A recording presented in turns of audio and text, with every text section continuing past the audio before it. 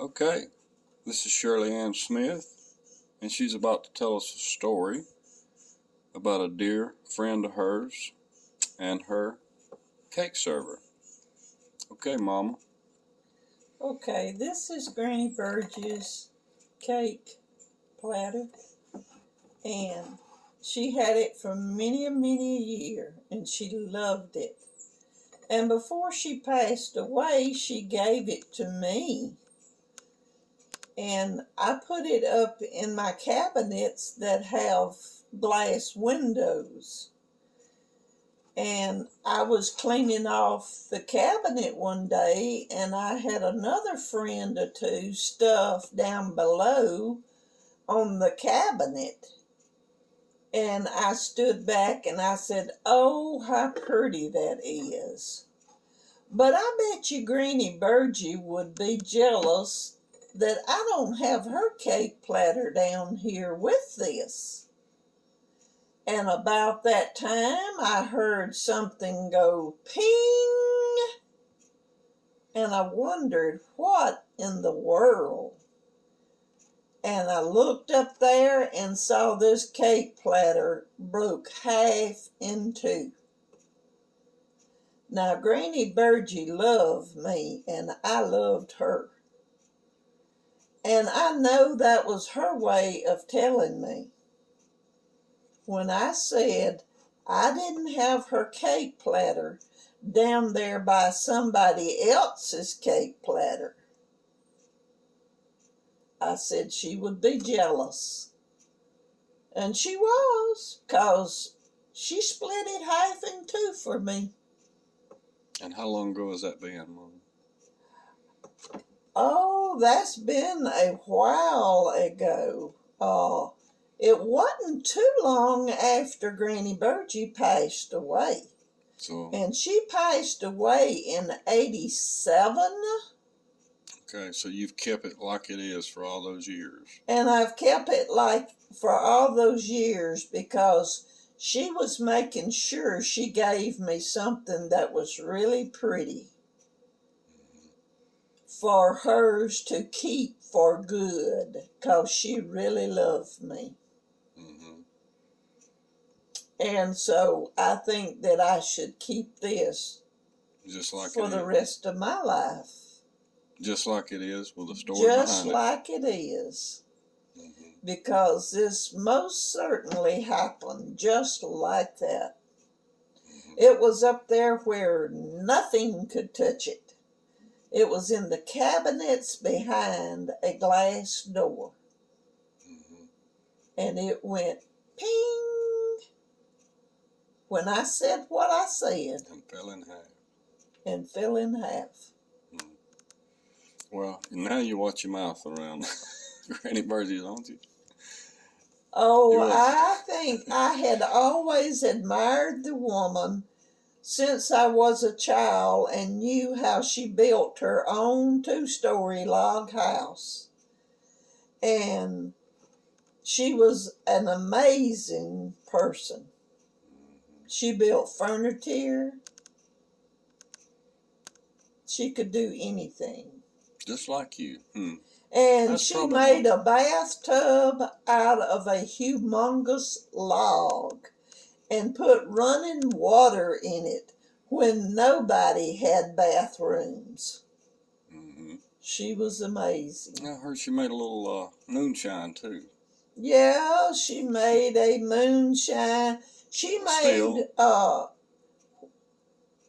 bootleg whiskey in a large, big, washed out gully that was on her land. And here she had a little history with some particular outlaws that passed through Carson, Prentiss, Mississippi. Ralph Funks and the other outlaw that run with Bunny and Clyde stayed at her place and planned the Prentiss bank robbery, and they all were in on doing it. And they done it? Didn't they get away with it? They did get away with it until they come up and arrested Ralph Fonks and held him in the Prentice jail. And then they moved him to Jackson, and they had his trial. And in prison, he become like preaching and was saved. And they let him out of prison early. And he married and had children and lived to be 80-something years old. And Granny Burgee, didn't she drive the getaway car, or was supposed to? She was in the getaway car. I think one of the Davis girls drove the getaway car. And they claimed that she didn't have really much to do with it, because I have a book that they wrote on 10 years of running with Bunny and Clyde by Ralph Fonks. Well, he said that Granny Burgee didn't have much to do with that, but that's not true. I was friends with her. It was covering for her. And he was covering for her, trying to make her still be a lady that she wasn't. Now, tell us a little bit about when she lived on Silver Creek and had a big, nice home there, and actually shot some of the movie there, the story of Jesse James, or the Outlaw Jesse James. Yeah. What was it called? Well, it's that old motel. It's an old antique house. They made that the motel in the movie.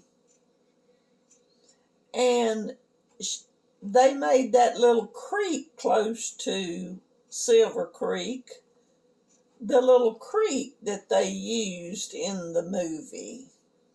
And Granny Burgee was the one that was the innkeeper at the motel. Mm-hmm. And so that's the name of the movie was Running with Jesse James's Women. Mm-hmm. Now, she actually talked them into shooting some of that movie in Silver Creek there. No. No? The movie was totally made in Silver Creek. Okay, all right. She tried to make them come to her 2-story log house, right, and use the little creek below her house. Okay. Well, I remember years ago, it was probably, 40 years ago, they was running that movie in Prentice, and when they had a theater, Silver Creek. We seen the movie at Prentice, though, and y'all took us, and I remember watching that movie, and her using an old bullhorn, like to stick in her ear to hear. But was one of them old. She was playing quite the character in the movie, and in reality, she was quite a character, and she was just an awesome lady, an awesome individual, and someone, if you met, you loved her. And thanks, Mama, for sharing that story with us. Okay, thank you.